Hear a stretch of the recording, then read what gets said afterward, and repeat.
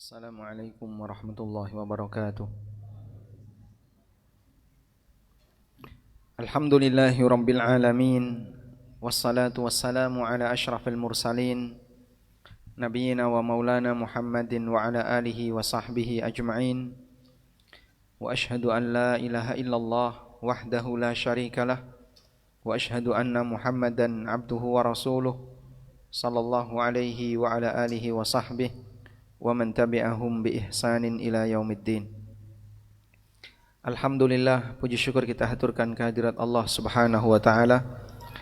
Pagi ini kembali kita melanjutkan kajian rutin dengan membaca kitab Bulughul Maram. Di Kitabun Nikah, bab tentang masalah pernikahan, dan insyaallah yang akan kita bahas adalah seputar masalah mahar dalam pernikahan. Hadis yang akan kita baca dari kitab Bulughul Maram adalah hadis nomor 986 dari sahabat Sahal bin Sa'ad As-Sa'idi radhiyallahu anhuma. Qala, beliau bercerita, Ja'at imra'atun ila Rasulillah sallallahu alaihi wasallam. Datang seorang wanita menghadap Rasulullah sallallahu alaihi wasallam. Faqalat, lalu wanita itu mengatakan, Ya Rasulullah, ji'tu ahabulaka nafsi. Aku datang untuk menghibahkan diriku kepada Anda. Fanadhara ilaiha Rasulullah sallallahu alaihi wasallam. Kemudian Nabi sallallahu alaihi wasallam mengamati wanita ini. Fasa'adan nadhara fiha wa sawwabahu. Thumma ta'ta'a Rasulullah sallallahu alaihi wasallam ra'sahu. Nabi sallallahu alaihi wasallam melihat wanita ini dari ujung atas sampai ujung bawah, dilihatin, wasawwabahu, dan diteliti. Sehingga beliau nadhar kepada wanita ini dengan serius. Diteliti, dilihatin dengan serius. Thumma ta'ta'a Rasulullah sallallahu alaihi wasallam ra'sahu. Kemudian Nabi sallallahu alaihi wasallam menundukkan kepala beliau. Falamma ra'atil mar'atu annahu lam yaqdi fiha syai'a. Ketika wanita ini merasa bahwa Rasulullah sallallahu alaihi wasallam tidak ada hasrat dengannya, tidak ada keinginan untuk membersamai wanita ini, jalasat, kemudian wanita ini duduk dan nunggu keputusan. Masya Allah. Baik, sekarang kita akan lihat dulu pelajaran dari hadis sampai di bagian jalasat, wanita ini duduk. Pernikahan yang atau Nabi SAW berhak memiliki pasangan hidup dengan 3 cara. Pasangan hidup, dalam kurung istri, atau tidak semuanya jadi istri. Pasangan hidup bagi Nabi SAW terjadi dengan 3 cara. Yang pertama adalah melalui pernikahan.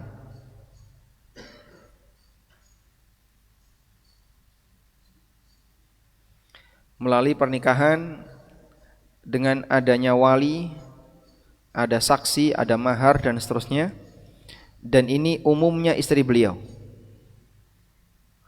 Istri beliau yang jumlahnya 9 yang kita kenal, itu melalui proses pernikahan. Yang kedua, yang berstatus sebagai budak wanita. Contohnya adalah siapa? Maria, bukan Maryam ya. Maria.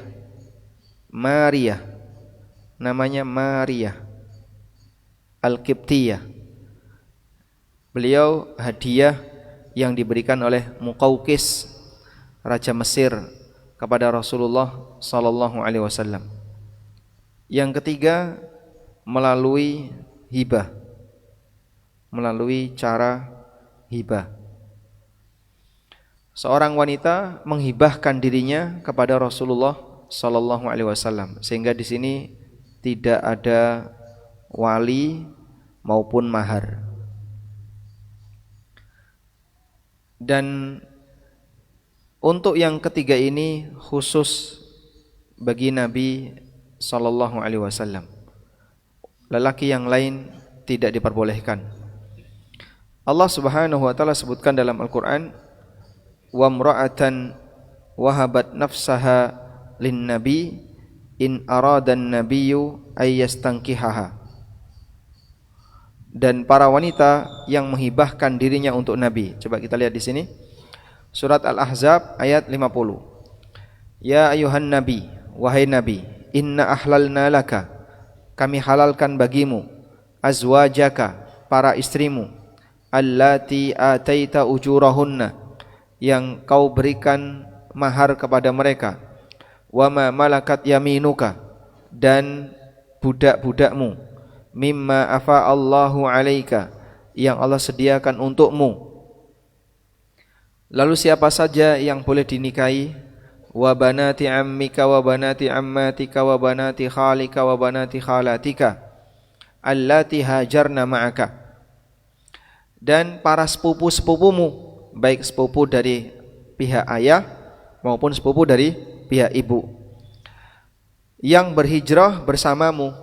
Wa mra'atan mu'minatan wahabat nafsaha lin nabi, dan wanita mukminah yang menghibahkan dirinya untuk Nabi. In aradan nabiyyu ayyastankihaha, apabila sang nabi menghendaki untuk menikahinya. Khalisatan laka, khusus bagimu, min dunil mu'minin, dan tidak berlaku bagi kaum mukminin yang lain. Ada kalimat khalisatan laka min dunil mu'minin, khusus bagimu dan tidak berlaku bagi kaum mukminin yang lain.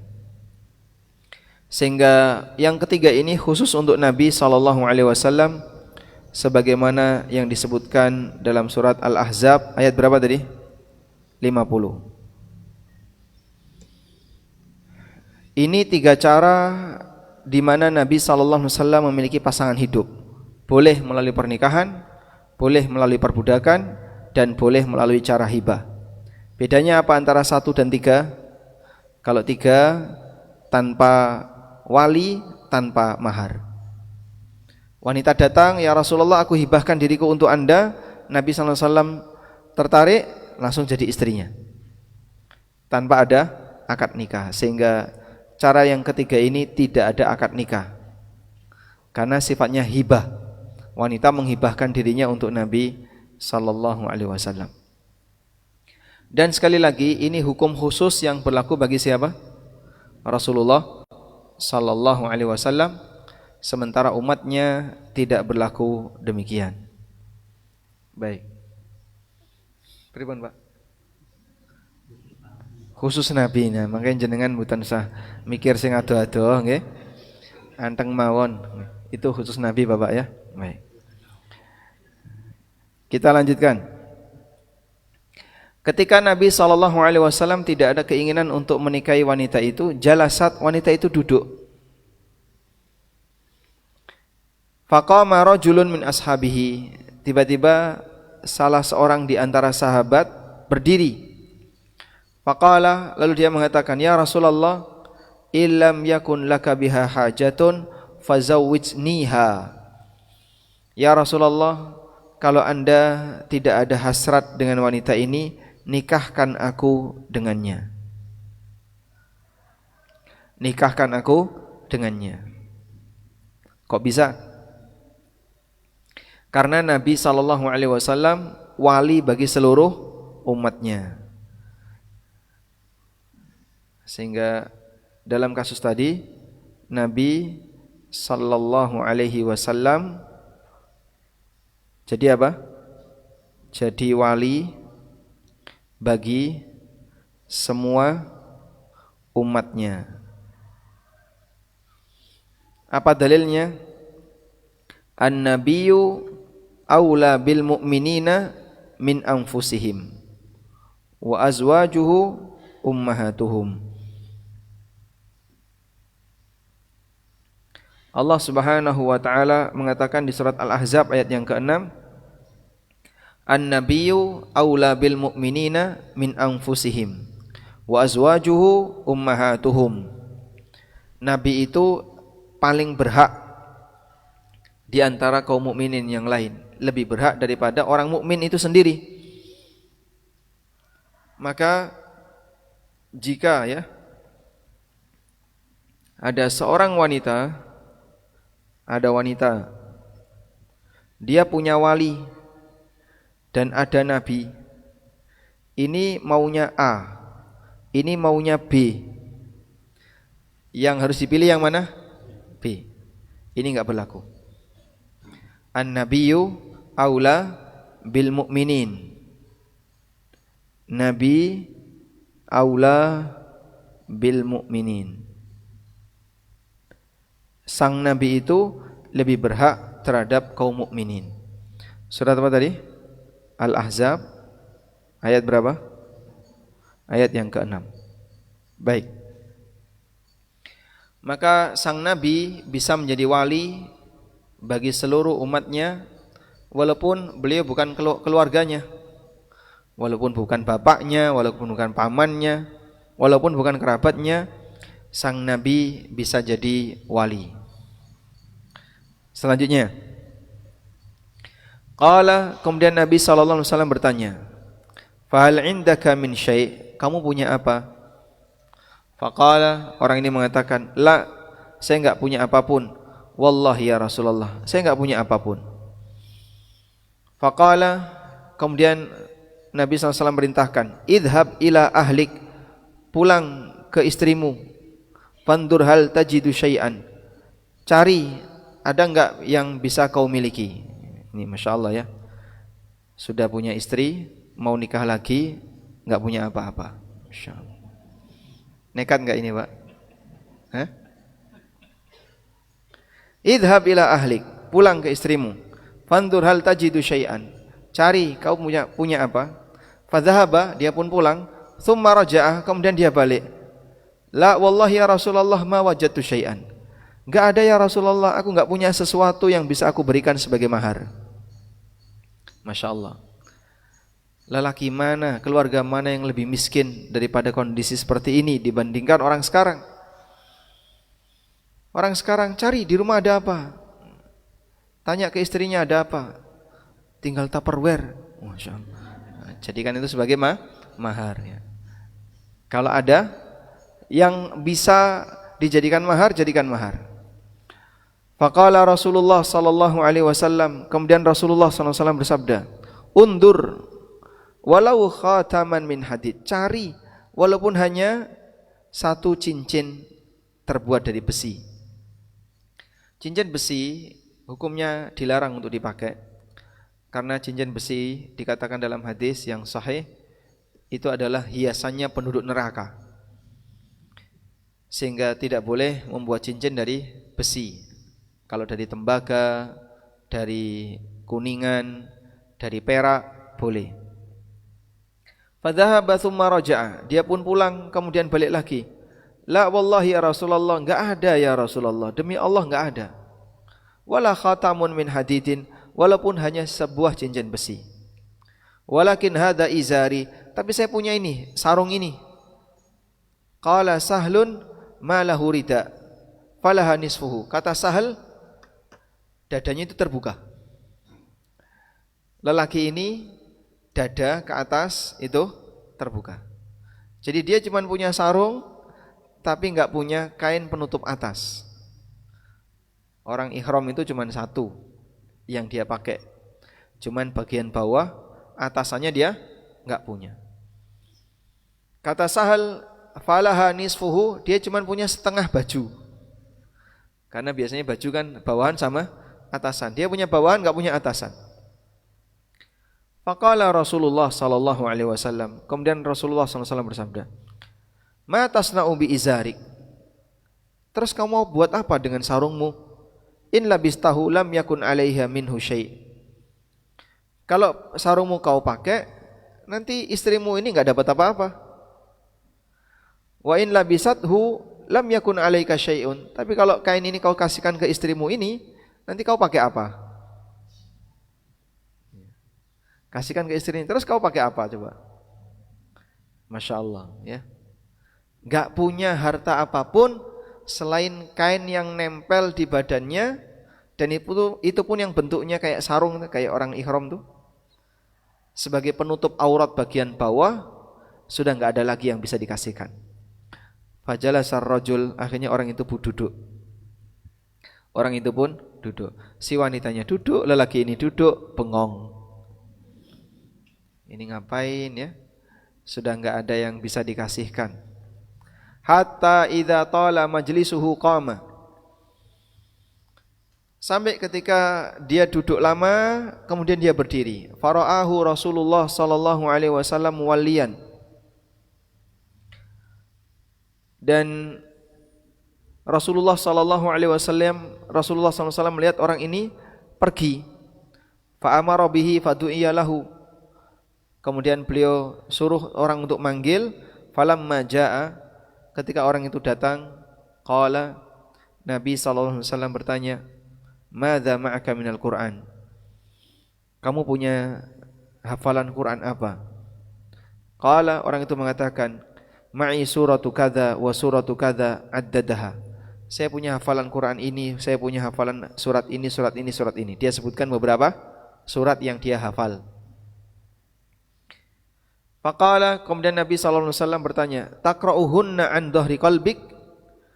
Kau bisa baca dengan hafalan? An dhahri qalbik? Kau bisa baca dengan hafalan? Naam. Jawab orang itu, iya. Kemudian dinikahkan. Idhab faqad mallaktukaha bima ma'aka minal Qur'an. Mari sini. Aku nikahkan kamu dengan wanita ini dengan mahar Al-Qur'an yang kau hafal. Insyaallah. Hadisnya muttafaqun alaih. Mas, dulu pakai gitu, Mas. Hah? Oh enggak. Apa? Pakai. Apa maharnya? Surat Inna a'tainakal kautsar. Murah banget Pak itu. Wal lafdzu li muslimin, dan lafaz hadis ini terdapat dalam Sahih Muslim. Wa fi riwayatin lahu, dan dalam riwayat Muslim, Nabi sallallahu alaihi wasallam mengatakan, "Intalik faqad zawwajtukaha fa'allimha minal Qur'an." Mari sini. Aku nikahkan kamu dengan wanita ini, tolong ajari dia Al-Qur'an. Fa'allimha minal Qur'an. Ajari dia Al-Qur'an. Dalam riwayat Bukhari, Nabi SAW mengatakan, amkannakaha. Aku nikahkan kamu dengannya bima ma'aka minal Qur'an, dengan hafalan Qur'an yang kau punya. Dalam riwayat Abu Dawud dari Abu Hurairah radhiyallahu anhu, Nabi SAW mengatakan, ma tahfadz, surat apa yang kamu hafal? Qala, orang itu mengatakan surat Al-Baqarah, wallati taliha, dan surat setelahnya. Kum, kemudian Nabi SAW bersabda, kum fa'allimha 20 ayah. Sekarang kamu saya nikahkan dengan dia, ajari wanita ini 20 ayat yang kau hafal. Padahal yang dihafal surat Al-Baqarah. Baik. Ada banyak redaksi yang beragam dari beberapa riwayat, dan tadi kita sebutkan beberapa redaksi itu, dan semuanya adalah redaksi yang sahih. Walhamdulillahirabbil alamin. Sekarang kita akan lihat pelajaran dari hadis yang tadi kita baca. Nabi SAW tadi menjadi wali bagi semua umatnya, dan beliau nikahkan lelaki itu dengan wanita tersebut, dengan wanita yang tadi kita ceritakan, padahal bapaknya enggak ada. Dalam hadis itu tidak disebutkan bapaknya di mana, keluarga lelakinya di mana, tapi Nabi SAW langsung menikahkannya. Maka ini menunjukkan bahwasanya Nabi boleh menikahkan umatnya walaupun walinya tidak setuju misalnya. Karena Nabi SAW lebih berhak dibandingkan kaum mukminin yang lain. Selanjutnya, Dalam pernikahan maka di situ ada mahar, dan tadi Nabi SAW menyebutkan walaupun hanya apa tadi? Cincin besi yang mungkin secara nilai sangat murah. Maka di kesempatan ini kita akan melihat tentang fikih mahar. Ada satu artikel yang pernah saya tulis, dan artikel ini calon buku ya. Maka mungkin nanti tidak kita sebarkan, tapi insya Allah kita akan bacakan di kesempatan kali ini. Cukup panjang ya. Bisa bacain nggak mas? Nggak kelihatan. Apa pindah di situ? Baik, saya bacakan. Berikut beberapa poin masalah mahar dalam pernikahan. Ini panjang nih, ada berapa halaman? 12 halaman. Yang pertama, mahar bukan syarat maupun rukun nikah. Mahar bukan syarat maupun rukun nikah, tapi kewajiban. Jadi dalam pernikahan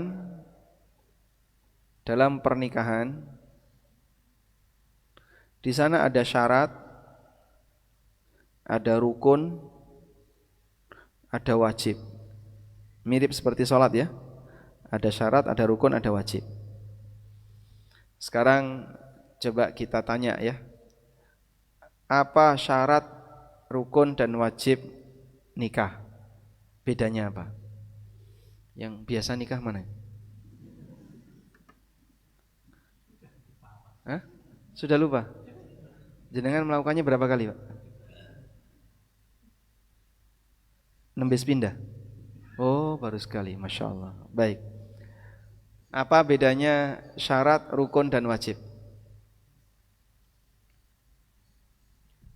Antum udah biasa nikah belum? Oh baru sekali, baik. Syarat itu apa? Yang harus dipenuhi sebelum akad. Misalnya harus muslim, wanitanya terhormat, bukan pezina, lelakinya juga bukan pezina. Pastikan wanita tidak dalam kondisi hamil. Wanita ini bukan istri orang, tidak punya ikatan dengan siapapun. Dia ridho, tidak dipaksa. Walinya juga muslim, dan seterusnya. Itu ketentuan-ketentuan yang harus dipenuhi sebelum akad nikah. Apakah harus suci dari hadas? Sebelum akad nikah apakah harus suci dari hadas? Harus tidak?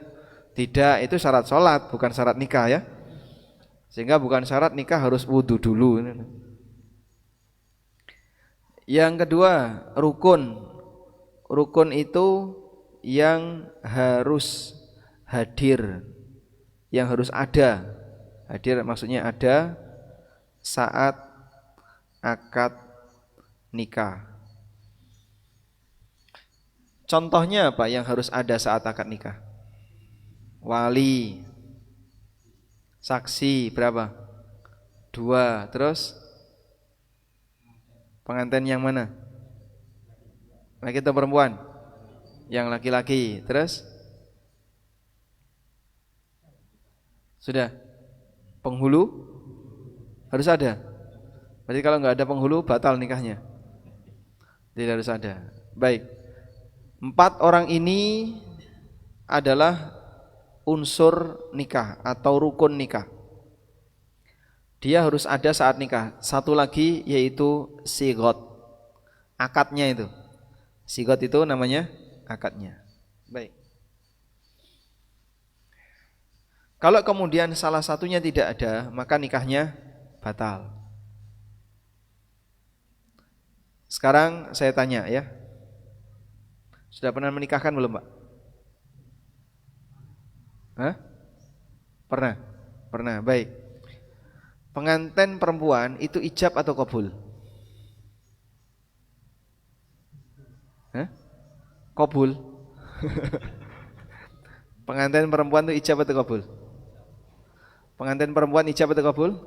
Ijab. Pengantin perempuan ijab atau qabul? Ijab. ijab kabul. Enggak mungkin dua-duanya ya. Nanti menikahkan dirinya sendiri.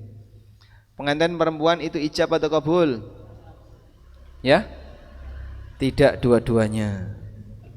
Pengantin perempuan di belakang ya. Dia enggak ikut dalam proses akad. Yang ijab siapa? Walinya. Wis lali toh ya. Karena baru sekali melakukannya biasanya kayak gini. Lali. Baik.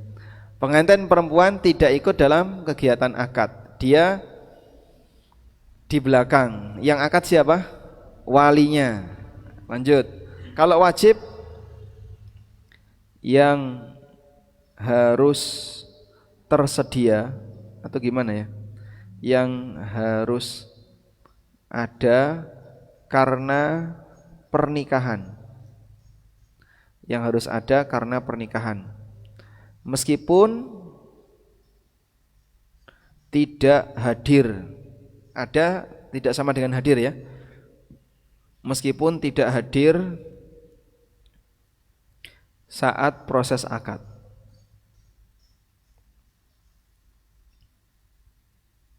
Baik. Sehingga saat proses akad tidak dihadirkan, tapi nanti akan diwujudkan setelah proses akad. Boleh enggak? Boleh. Itu namanya kewajiban dalam pernikahan. Dan mahar itu masuk di sini. Mahar itu sama dengan wajib dalam pernikahan. Sudah? Tapi tidak harus ada dalam proses akad. Misalnya, aku nikahkan dirimu dengan fulana putriku dengan mahar bla bla bla bla, dibayar kredit. Boleh enggak? Boleh. Tidak harus ada di tempat. Aku terima nikahnya fulana bintu bla bla bla, dibayar kredit. Boleh? Boleh. Karena dalam pernikahan mahar tidak harus ada di tempat akad dan tidak harus diserahkan ketika itu. Misalnya maharnya dalam bentuk umroh. Aku terima nikahnya fulana bintu bla bla bla dengan mahar umroh. Nah, umroh kan masih nanti. Gak mungkin ketika akad langsung suruh umroh. Baik, sudah kita tawaf. Berarti akad nikahnya di mana, Pak? Di Masjidil Haram. Ya umrohmu batal. Sedang ihram kok akad nikah. Karena orang yang sedang ihram tidak boleh akad nikah. Baik. Selanjutnya, ulama sepakat bahwa mahar itu tidak harus ada dalam pernikahan. Dalilnya ini, Al-Baqarah 236. La junaha alaikum in tallaqtumun nisaa ma lam tamassuhunna aw tafridu lahunna fariidah. Tidak ada dosa bagi kalian ketika kalian menceraikan istri kalian sementara belum kalian setubui dan belum kalian tetapkan mahar untuknya. Ada orang akad, saat akad belum terjadi hubungan, setelah akad belum terjadi hubungan, belum dikasih mahar, setelah itu diceraikan. Itu boleh ya. Nah, nanti ada perhitungan mahar sendiri. Berarti ayat ini dalil mahar tidak harus ada di tempat akad. Ibnu Qudamah mengatakan, an-nikahu yasihhu min ghairi tasmiyati sidakin. Nikah itu sah walaupun tidak menyebut mahar. Fi qauli amati ahli ilmi, menurut pendapat mayoritas ulama. Kemudian juga disebutkan oleh Al-Kasani, tidak ada perbedaan bahwa nikah sah tanpa harus menyebut mahar. Nah, kalau tidak nyebut mahar saja boleh, apalagi salah nyebut mahar. Sering seperti itu jadi membuat sebagian pengantin jadi ragu. Sah enggak Pak nikah saya? Lah kenapa? Saya kemarin nyebut Pak mahar emas 20 gram. Padahal aslinya 200 gram. Dia nyebutnya 20 gram, hasilnya 200 gram. Atau misalnya saya kemarin itu nyebutnya 10 gram, padahal kalau ditimbang persis itu 9,8 Pak. kurang 0,2 gram.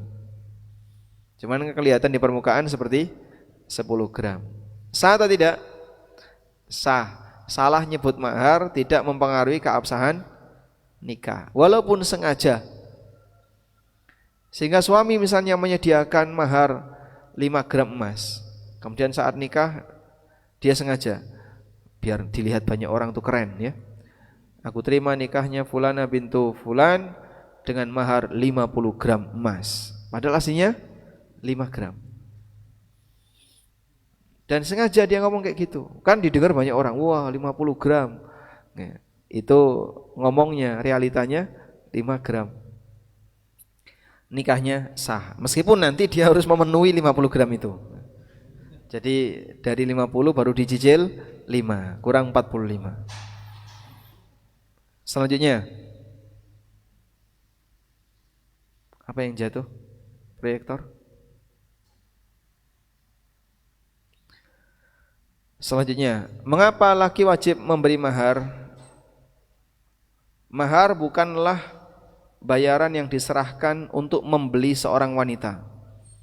Namun keberadaan mahar merupakan salah satu bukti bahwa akad nikah memiliki nilai penting yang harus dihargai. Ada beberapa alasan di sini. Dan intinya itu nafkah pertama sebagai tanggung jawab seorang lelaki ketika dia siap menikah dengan wanita. Maka dia harus ngasih mahar kepada yang bersangkutan. Makanya tidak boleh menggunakan prinsip panambahan senopati ya. Ngluruk tanpa bolo, sekti tanpa aji, menang tanpa ngasorake. Terus apa lagi? Sugih tanpa bondo, rabi tanpa rogo. Mati itu berarti. Nikah tanpa bondo enggak berlaku ya. Kalau mau nikah berarti dia harus siap apa? Ngasih nafkah, dan nafkah pertama itu mahar. Nafkah pertama adalah mahar. Baik. Selanjutnya, siapakah pemilik mahar? Allah Subhanahu wa taala berfirman, "Wa atun nisaa saduqatihinna nihlatan." Berikanlah mahar para wanita itu kepada mereka dengan penuh kerelaan. Kata Al-Hafidz Ibnu Katsir, "Anna ar-rajula yajibu alaihi daf'us sidaqi ilal mar'ah." Seorang lelaki wajib untuk menyerahkan mahar kepada si wanita hatman sebagai bentuk kewajiban, wa ayyakuna thayyiban nafsin, dan harus dalam keadaan sukarela, tidak dipaksa. Terpaksa saya ngasih mahar, enggak boleh kayak gitu. Kamu kasih dengan sukarela. Nah, mengingat mahar adalah hak wanita, maka terlarang bagi siapapun untuk mengambilnya atau menguasainya kecuali atas izin dan kerelaan sang istri. Demikianlah izin yang Allah berikan dalam Al-Quran, fa in tibna lakum an syai'in minhu nafsan fakuluhu hani'am mari'a.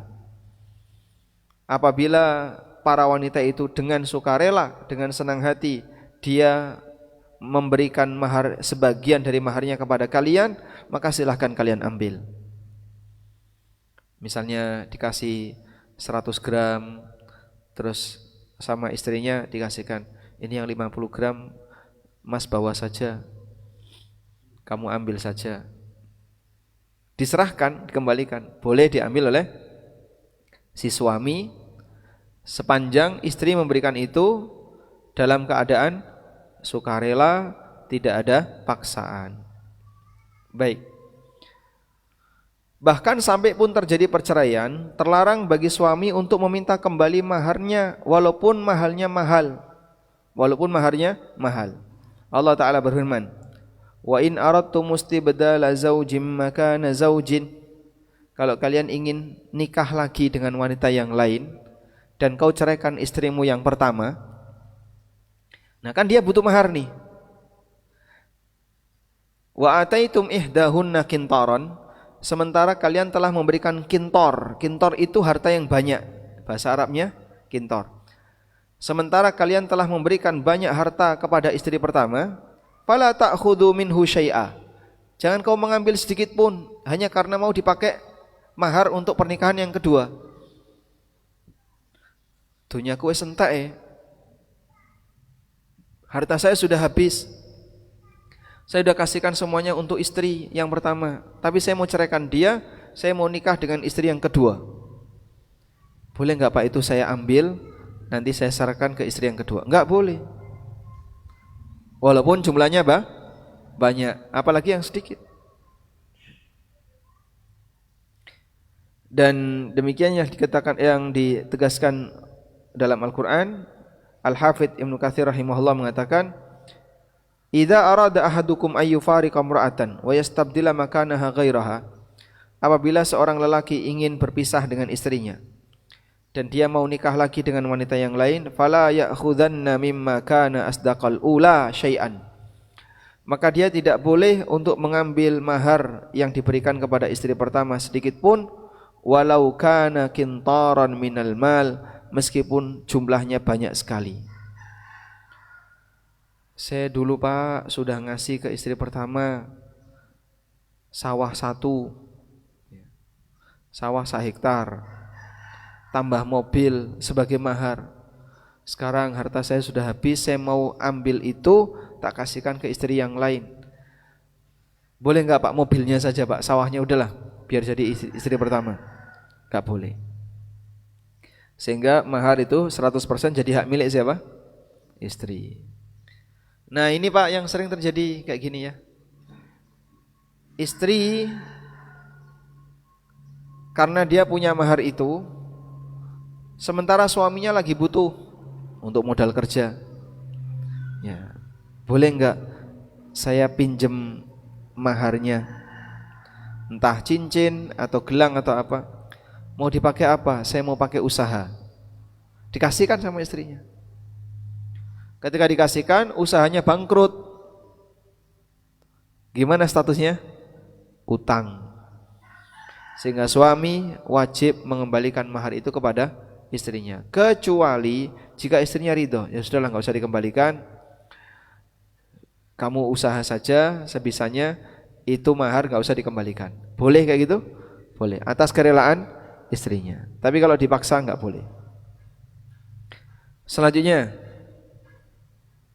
sejak kapan wanita berhak atas mahar? Sejak kapan wanita berhak atas mahar? Dalam hal ini ada 3 keadaan untuk posisi mahar terhadap wanita. 1. Wanita mendapatkan mahar penuh.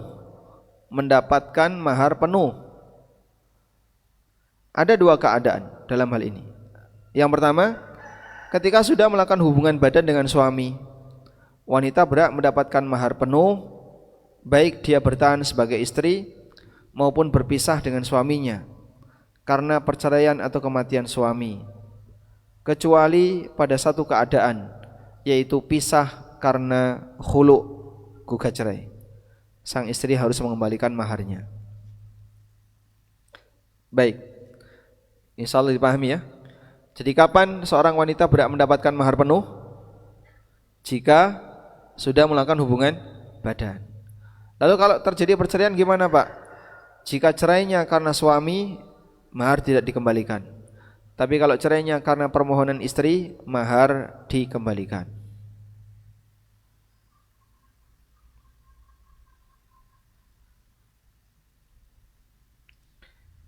Selanjutnya, yang kedua, ketika suami meninggal meskipun dan belum terjadi hubungan badan. Suami meninggal belum terjadi hubungan badan, maharnya mahar penuh. Kondisi kedua, wanita mendapatkan mahar penuh, suaminya meninggal belum terjadi hubungan badan, maharnya penuh. Kasus ini pernah ditanyakan kepada Ibnu Mas'ud. Ada seorang lelaki menikahi seorang wanita, sementara dia belum menyebutkan besaran maharnya dan belum melakukan hubungan badan hingga lelaki itu meninggal. Lalu Ibnu Mas'ud mengatakan, laha mithlu sadaqi nisaiha wala waqsa wala syatat wa 'alaihal iddah wala hal mirath. Wanita ini mendapatkan mahar sebagaimana mahar normal para wanita yang lain, tidak boleh dikurangi, tidak boleh minta lebih. Dia wajib menjalani masa iddah dan dia berhak dapat warisan walaupun belum terjadi hubungan badan. Baik, sampai di sini paham ya? Nah, kita beralih yang kedua. Wanita mendapatkan setengah mahar. Wanita mendapatkan setengah mahar. Yang dimaksud dengan setengah mahar adalah setengah dari mahar yang disebutkan saat akad. Setengah mahar yang disebutkan saat akad. Tayyib. Kapan wanita mendapatkan setengah mahar? Jika terjadi perceraian yang dijatuhkan pihak suami sementara belum terjadi hubungan badan dan belum berduaan. Kalau sudah berduaan dalam kamar tapi belum terjadi hubungan badan, terus setelah itu suami menceraikan, maka wanita ini berhak berapa? Setengah mahar. Ini sebagaimana yang Allah sebutkan di Al-Baqarah 237. Dan dalam posisi ini si wanita juga tidak harus menjalani masa iddah dan tidak ada kesempatan rujuk bagi suaminya. Belum terjadi hubungan badan sudah dijatuhkan cerai, gak perlu masa iddah, sudah langsung bukan lagi istrinya, bukan suami istri seketika itu, sehingga tidak ada rujuk karena tidak menjalani masa iddah. Sementara rujuk itu jika ada masa iddah. Baik, sampai di sini insyaallah dipahami ya. Saya ulang ya, saya ulang.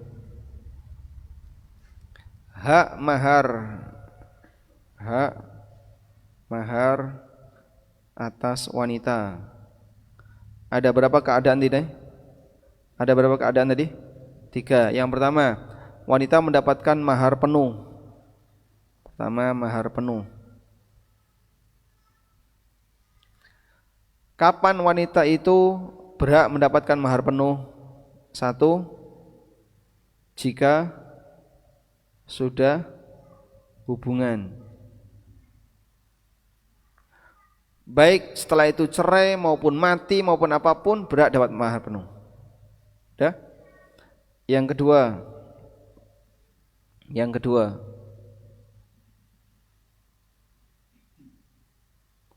apa tadi?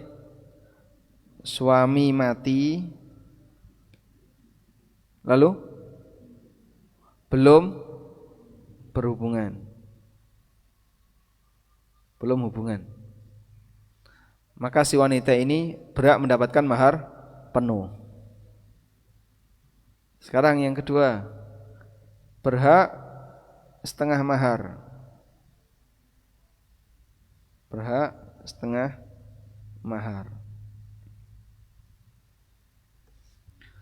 Kapan wanita itu berhak setengah mahar? Ya, jika dicerai atau mati? Dicerai, cerai hidup ya. Dikaji cerai dan belum hubungan. Yang kedua, ini 1. Yang kedua, jika sudah berduaan. Jika sudah berduaan, udah, dan belum hubungan. Jika sudah berduaan dan belum hubungan, lalu cerai, maka nanti dapat setengah mahar.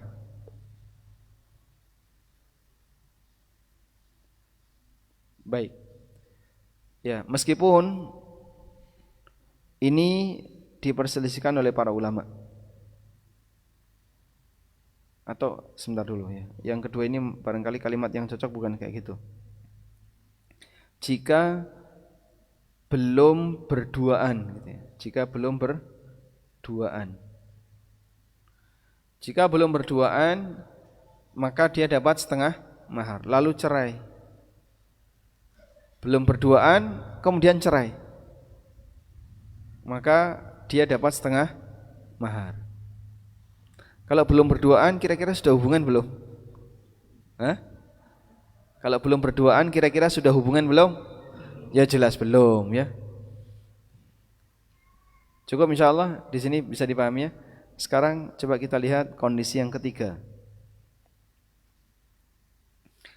Apabila wanita yang sudah berduaan dengan suaminya sementara dia belum melakukan hubungan badan, jika terjadi perceraian, apakah dia berhak terhadap mahar pernikahan? Ulama berbeda pendapat dalam masalah ini. Hanya sudah berduaan bersama dengan suaminya. Dan belum tentu ketika awal-awal nikah, ketika sudah berduaan terus langsung melakukan hubungan badan. Ulama beda pendapat. Pendapat pertama, wanita ini berhak mendapatkan mahar penuh ketika sudah berduaan dengan suaminya. Ini merupakan pendapat Hanafiyah, Hambali, Imam Asy-Syafi'i menurut qaul qadim, pendapat lama beliau. Hanya saja Hanafiyah mensyaratkan bahwa berduaan yang dimaksud adalah berduaan yang memungkinkan bagi keduanya untuk melakukan hubungan badan tanpa halangan. Kalau berduaan tapi enggak mungkin melakukan hubungan badan, ya. Sing lanang ndak sing ngelu, sing wedok pilek. Pengantin baru.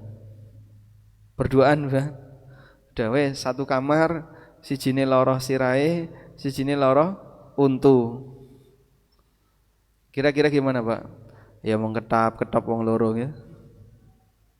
Atau istrinya haid. Sudah berduaan tapi istrinya haid, maka tidak mungkin melakukan hubungan. Dalam Hanafiyah tidak mendapatkan mahar. Tapi kalau menurut jumhur, apapun itu pokoknya yang penting mereka berduaan, istri berhak atas mahar. Pendapat kedua, wanita tidak berhak terhadap mahar sama sekali hanya dengan sebab berduaan selama belum terjadi hubungan badan. Ini merupakan pendapat Imam Malik dan Imam Asy-Syafi'i menurut qaul jadid. Sehingga kalau belum terjadi hubungan, menurut pendapat Imam Malik, Imam Syafi'i dalam qaul jadid tidak dapat mahar. Berarti kalau ini kita tulis diperselisihkan ulama. Kasusnya apa tadi? Jika berduaan, sudah berduaan begini. Di situ ada 3 pendapat ya. Yang pertama apa? Dapat mahar. Apapun kondisinya. Apapun kondisinya. Yang kedua, dapat mahar jika saat berdua memungkinkan untuk hubungan badan. Kalau enggak memungkinkan, misalnya kunci pintunya rusak,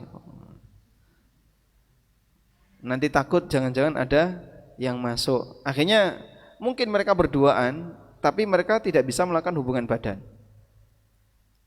Yang ketiga tidak dapat mahar. Ada 3 pendapat ini. Dan wallahu alam dari 3 pendapat ini A, B, C. Pendapat yang lebih kuat adalah A. Walhamdulillahirabbil alamin. Baik. Ini masih panjang ya. Selanjutnya, ada wanita yang tidak dapat mahar sama sekali. Wanita tidak dapat mahar sama sekali apabila terjadi perceraian yang disebabkan dari pihak wanita. Terjadi perceraian karena sebab pihak wanita. Ada keterangan yang disampaikan oleh Ibnu Qudamah. Semua perceraian yang terjadi karena permintaan pihak wanita sebelum terjadi hubungan badan, seperti dia masuk Islam, atau dia murtad, atau alasan persusuan, atau fasah karena aib yang ada pada wanita, atau aib lelaki, atau karena suami dinyatakan pailit karena si wanita dimerdekakan dari perbudakan, atau si wanita dimerdekakan dari perbudakan, semua itu menggugurkan mahar. Ada posisi di mana wanita tidak mendapatkan mahar sama sekali saat dia melakukan gugat cerai lalu dikabulkan, atau perpisahan di luar kendali lelaki. Ternyata istri yang dia nikahi selama ini saudara sepersusuan, langsung dipisahkan, maka si wanita ini enggak dapat mahar. Wallahu a'lam. Walhamdulillahirabbil alamin. Nah, di pembahasan bawahnya itu berbicara tentang masalah ukuran-ukuran mahar ya. Berapa sih ukuran mahar? Maharnya Rasulullah sallallahu alaihi wasallam itu tidak lebih dari 400 dirham. Mahar beliau untuk Aisyah, mahar beliau untuk siapa, itu tidak lebih dari nilai 400 dirham. Wallahu alam. Selanjutnya, boleh enggak mahar dalam bentuk tadi? Dalam bentuk bacaan Quran tadi.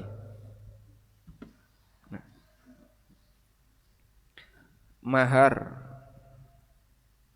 dalam bentuk bacaan Al-Quran.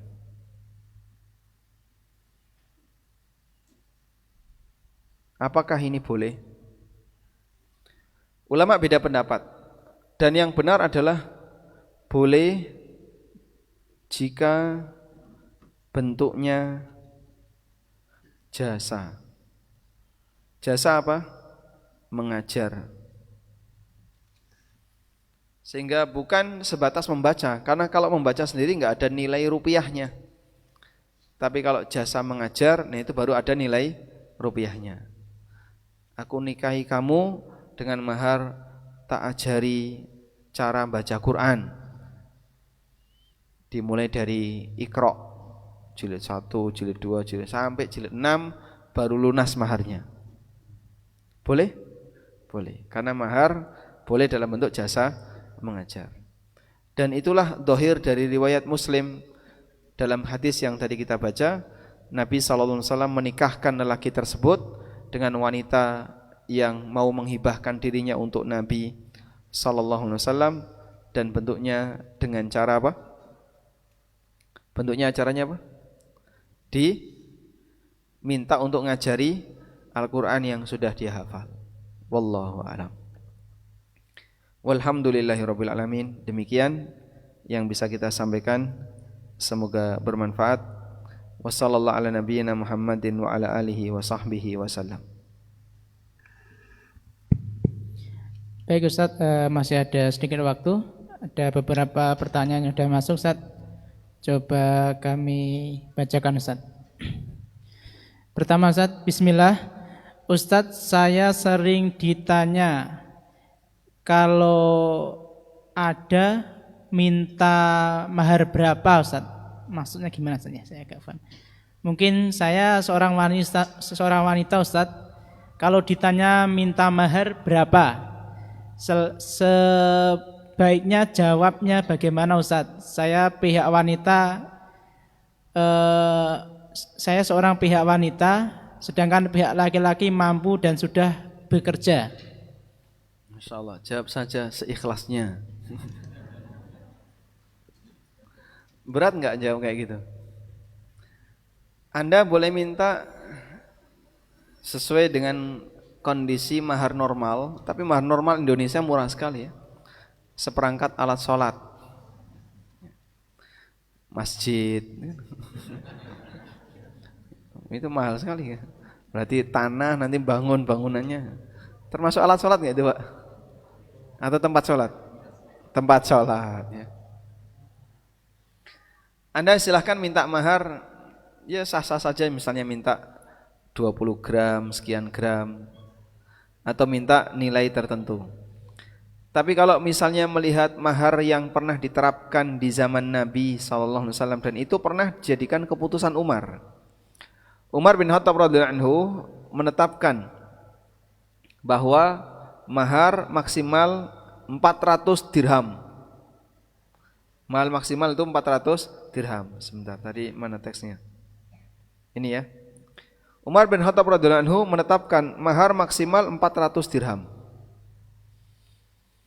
Masruq, seorang ulama tabi'in, bercerita bahwa Umar pernah berkhutbah, ayuhan nas ma iktsarukum fi sidqil fi sidqin nisa wa qad kana Rasulullah sallallahu alaihi wasallam wa ashabuhu wa innamas sadaqat fima bainahum 400 dirhamin. Dulu Nabi SAW dan para sahabat maharnya itu 400-an dirham atau kurang dari itu. Andaikan memperbanyak mahar itu termasuk bertakwa kepada Allah atau kemuliaan, tentu mereka akan mendahului kalian dalam melakukannya. Fala a'rifunna ma zada rajulun fi sidaqi imra'atin ala 4 dirhamin.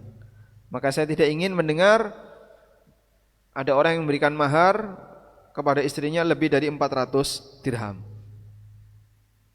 Kalau Anda mau praktekkan ini silahkan. Berapa Pak 400 dirham? Ini nih. Saya konversi ya. 400 dirham ini 500 dirham ya. 500 dirham itu sama dengan 14.487,5 gram atau 1,5 kilo perak, 1,5 kilo perak. Ini kan sama dengan 1,5 kilogram perak, bukan emas ya, Mak? Kalau emas ya gak kuat. Kurang lebih sekian. Itu kalau pakai harga perak di angka 10.000 per gram. Kalau peraknya fine gold itu berapa? Fine silver. 15.000. Kalau 15.000 berarti kurang lebih 20 jutaan, 25 juta. Anda boleh minta mahar ya sesuai sunnah 25 juta. Tambah 0 di belakang juga boleh. Tidak masalah ya. Jadi di angka sekian puluh juta. Terus nanti boleh dibentukkan uang, boleh dibentuk boleh juga diwujudkan dalam bentuk emas atau yang lainnya. Wallahu a'lam. Baik Ustaz, selanjutnya izin bertanya Ustaz. Pada saat saya menikah, suami tak memberikan uang mahar dan hanya seperangkat alat sholat. Sebelum menikah, saya sudah meminta uang mahar kepada suami karena ada di keluarga besar saya harus memberikan uang mahar. Tetapi suami tidak bersedia dengan alasan uangnya tidak ada. Padahal saya tahu di tabungan suami ada banyak. Ini belum menikah kok sudah tahu nih Ustaz. Iya. Beliau punya ilmu menerawang. Belum menikah. Selanjutnya Ustaz, agar saya tidak malu kepada keluarga besar dan menjaga nama baik suami, ini sebenarnya calon suami saja. Menjaga nama baik suami, saya berhutang kepada teman untuk menutupi bahwa itu adalah dari suami. Meskipun tidak banyak, hanya sepantasnya saja. Utang mahar sudah saya lunasi dengan hasil gaji saya dan bukan dari suami. Pertanyaannya Ustadz, apakah saya boleh meminta uang mahar yang pernah saya atasnamakan suami? Karena sudah berlangsung berpuluh-puluh tahun Ustadz, dan ini karena syariat dalam pernikahan. Karena saya dalam? Karena ini syariat dalam pernikahan. Oh baik. Masya Allah ya. Ini agak rumit ini ya. Jadi tolong yang ngantuk jangan ngantuk bapak-bapak ya. Pertanyaannya, apakah suaminya ada di sini? Sudah berpuluh-puluh tahun berarti wis ndek putu. Wallahu taala alam. Pertama begini, bahwa memang pada asalnya mahar itu dari suami ke istri, dan mengenai nilai ini tidak ada acuan baku. Ada batas minimal dan tidak ada batas maksimal. Sebagian ulama memberikan batas minimal adalah sesuatu yang bisa disebut harta. Sesuatu yang bisa disebut harta, itu bisa dijadikan mahar. Kalau sebuah benda tidak bisa disebut harta, istilahnya la yutamawwal, tidak bisa disebut sebagai mal, tidak bisa disebut sebagai harta, maka tidak bisa jadi mahar. Misalnya mahar godong gedang, ini mahar buat pernikahan kita. Apa? Disoekno godong gedang. Godong gedang regane piro?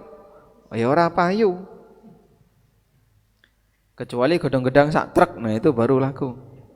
Kalau cuman godong gedang satu lembar, itu pun enggak terlalu lebar, ini maharnya ya godong gedang.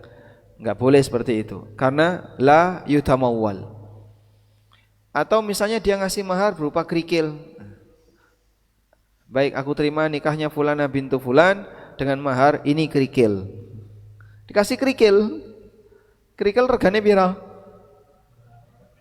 Orang regane. Yang tidak ada harganya itu tidak bisa disebut sebagai harta, maka tidak bisa dijadikan sebagai mahar. Jadi kata kuncinya, sing ra ono regane tidak bisa jadi mahar. Selanjutnya, seperangkat alat sholat itu ono regane atau tidak? Ada harganya enggak? Ada. Berarti boleh enggak jadi mahar? Boleh. Maka boleh ngasih mahar dalam bentuk seperangkat alat sholat. Apa saja itu? Mukena, sajadah, terus karpet masjid.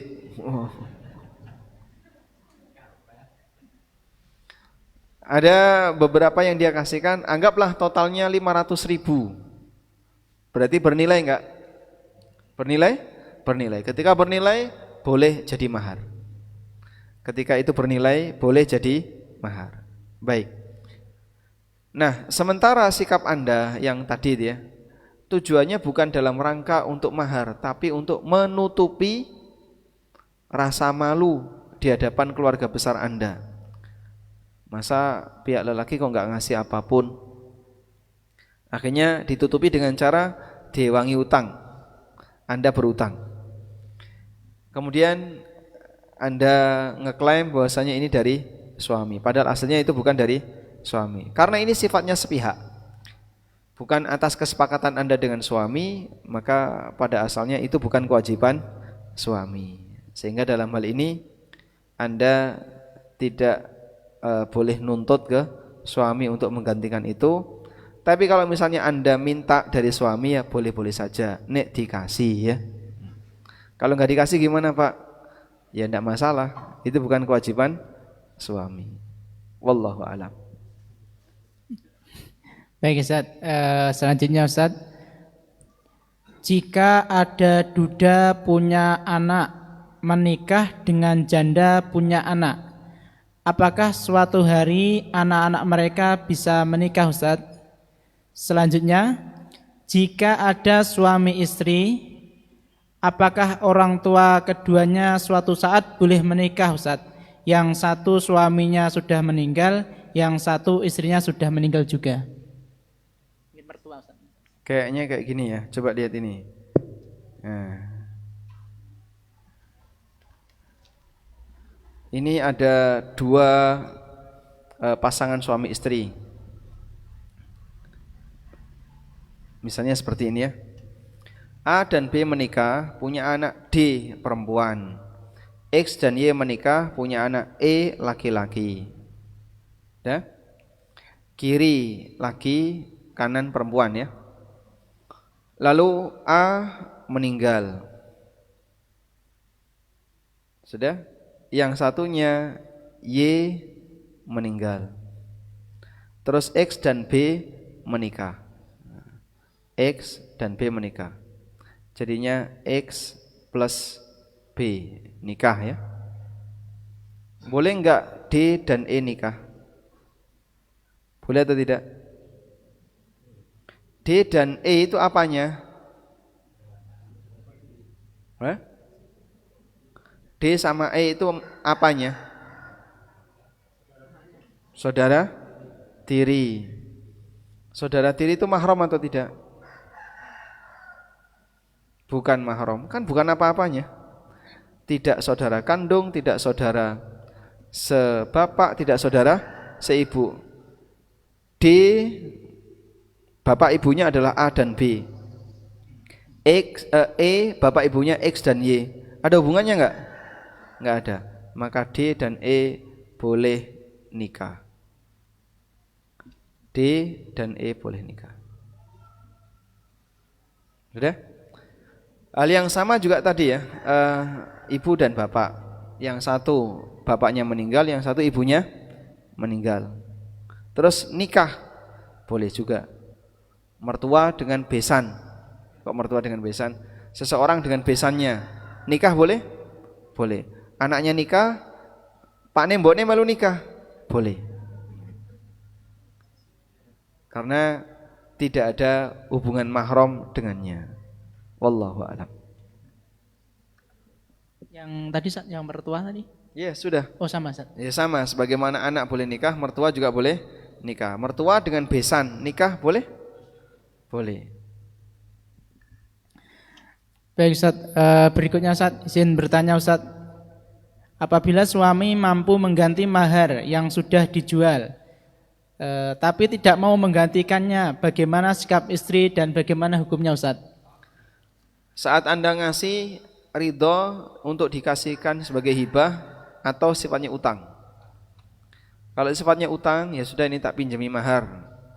Dengan niat utang, maka suami wajib ganti. Suami wajib ganti. Jika tidak, dolim. Tapi kalau niat Anda bukan utang, tapi niat Anda adalah untuk hibah, ya sudah, ini saya hibahkan kembali ke suami, maka suami tidak wajib ganti karena Anda sudah menghibahkannya. Nah, pertanyaan berikutnya Ustaz, hampir mirip. Bagaimana kalau mahar untuk wanita hanya seperangkat alat sholat, sedangkan cincin diberikan bukan sebagai mahar, tidak disebutkan di akad, dan uang yang justru dikasih ke orang tuanya sebagai pitukon. Ada pitukon di Jawa. Ya, buat acara walimah mungkin Ustaz, atau apa ya? Baik, coba lihat ini ya. Jadi ada hibah, ada hadiah, dan ada mahar. Hibah dan hadiah ini tidak wajib. Kalaupun seorang lelaki ngasih, boleh diterima dan itu tidak wajib. Sedangkan mahar ini wajib. Sehingga jika ada pernikahan, maka mahar wajib untuk diadakan, walaupun tidak harus tunai di majelis akad. Saat cincin yang dikasihkan itu bukan mahar dan itu diberikan ke Anda, statusnya hibah, itu juga milik istri. Saat ngasih uang kepada orang tua istri, statusnya hadiah, dan hadiah itu menjadi milik sasarannya. Hadiah karena pernikahan itu ada dua. Hadiah karena pernikahan.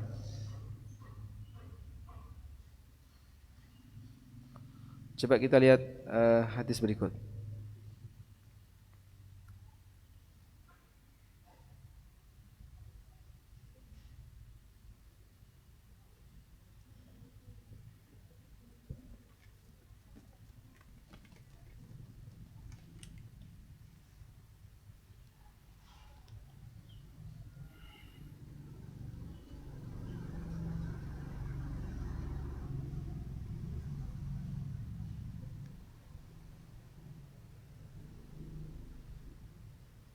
Semangat. Ada sebuah hadis berkaitan dengan hadiah qabla ismatin nikah.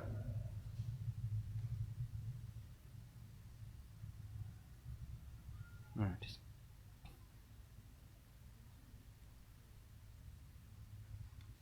Masya Allah, banyak sekali.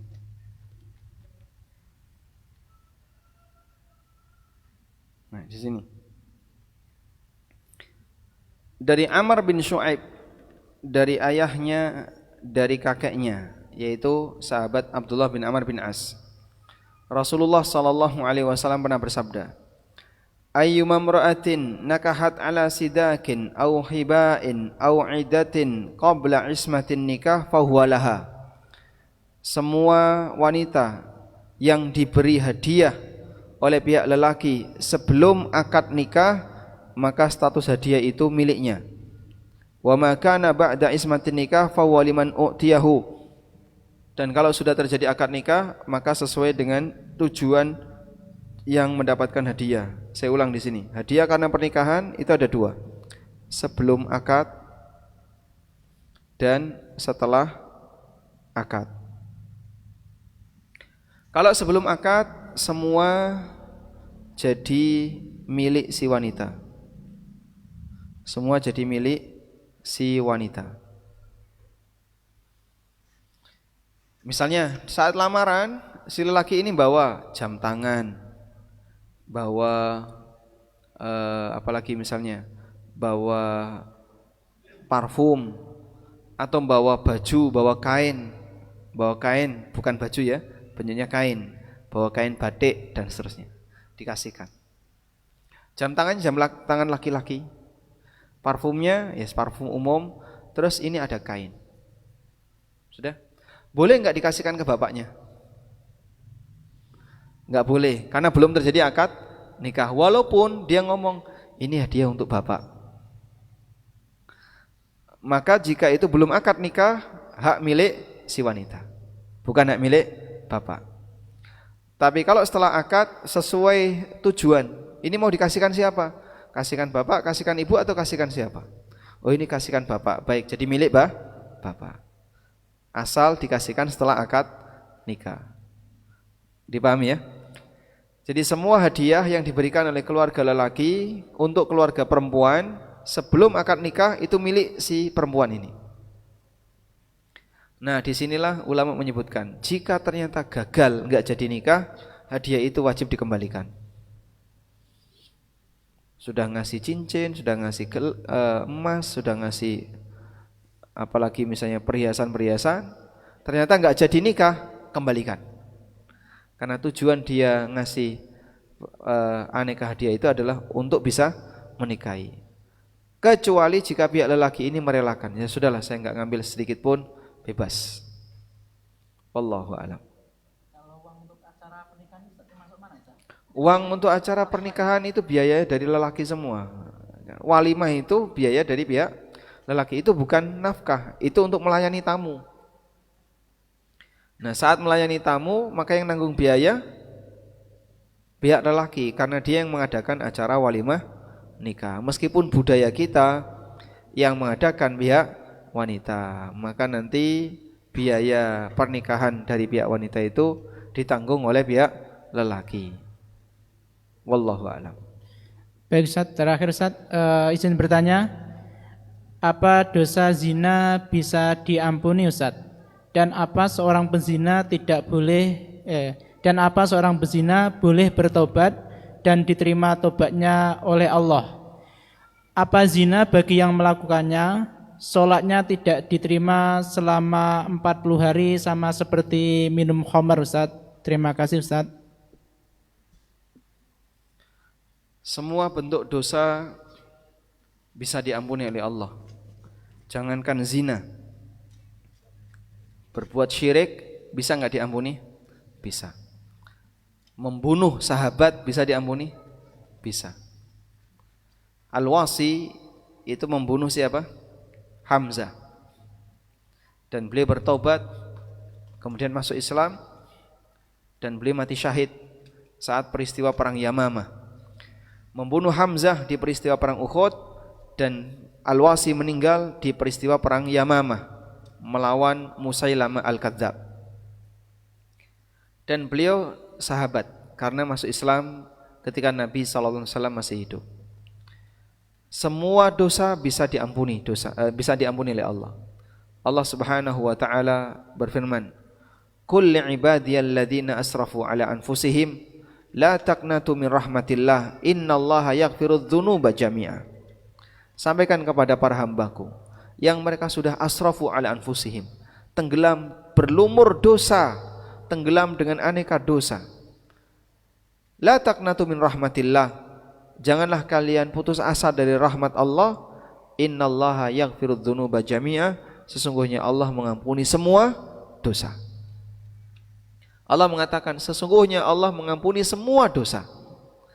Jadi tidak ada dosa yang tidak akan diampuni bagi hambanya yang mau bertobat. Semua jenis dosa, termasuk zina, dosa riba, membunuh, bahkan dosa syirik, jika orangnya bertobat akan diampuni oleh Allah Ta'ala. Nah, berkaitan dengan pelanggaran zina, apakah sholatnya tidak diterima selama 40 hari sebagaimana minum khamar? Hadis yang menyebutkan ini tentang minum khamar, bukan tentang zina. Maka kita pahami sebagaimana teks yang ada. Wallahu a'lam. Baik, demikian yang bisa kita sampaikan, semoga bermanfaat. Allahumma anfa'na bima 'allamtana wa 'allimna ma yanfa'una warzuqna ilma. Wa sallallahu ala nabiyyina Muhammadin wa ala alihi wa sahbihi wa sallam. Wa akhiru da'wana anil hamdulillahi rabbil alamin. Wassalamu alaikum warahmatullahi wabarakatuh.